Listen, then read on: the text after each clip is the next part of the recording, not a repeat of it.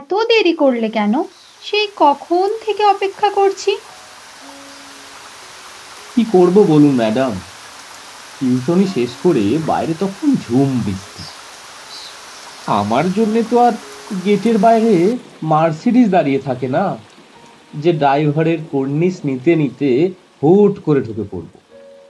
তাই ঝুম বৃষ্টি মাথায় নিয়ে কাদা জল ভেঙে গরিবের গাড়ি মানে দু পায়ের ওপর ভরসা করেই আসতে হয় আপনার আমন্ত্রণ রক্ষা করতে। তবে আজ রিক্সায় করে এসেছি, নইলে একেবারে কাক ভেজা হয়ে যেত।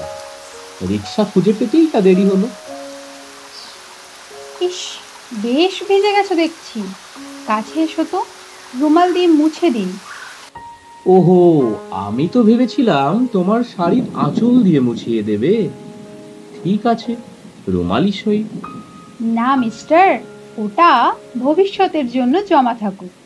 যখন তোমার বউ হব তখন ইচ্ছেটা পূরণ হবে। আচ্ছা, আর যদি তা না হয়, তবে আমি বুড়ো বয়সে পান চিবোতে চিবোতে কোনো এক বাদল ঘন দিনে বসে বসে রোমন্থন করব আজকের এই রুমালি ভালোবাসাময় সময়টাকে। নাতিপুতিকে তখন প্রথম প্রেমিকা আর এই রুমালটার গল্প শোনাবো। প্লিজ এভাবে বলো না। কেন আমি তোমাকে পাবো না? তুমি কি আমাকে চাও না? আমাকে ভালোবাসো না? উত্তরটা আসলে একটু কঠিন। তোমাকে চাই, আবার চাই না। ভালোবাসি, আবার বাসি না।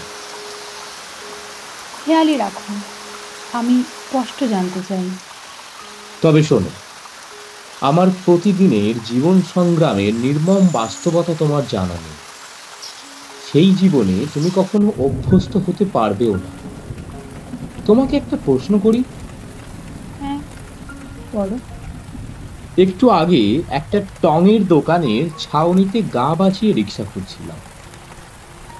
খুব শীত শীত লাগছিল। তখন চা খেয়েছিলাম ভাঙা কাপে। আধোয়া সে কাপে লেগেছিল অনেক মেহনতি মানুষের ঠোঁটের ছোঁয়া। লেগেছিল থুতুও, যা এখনো আমার ঠোঁটে লেগে আছে। তুমি কি পারবে সেই ঠোঁটে চুমু খেতে?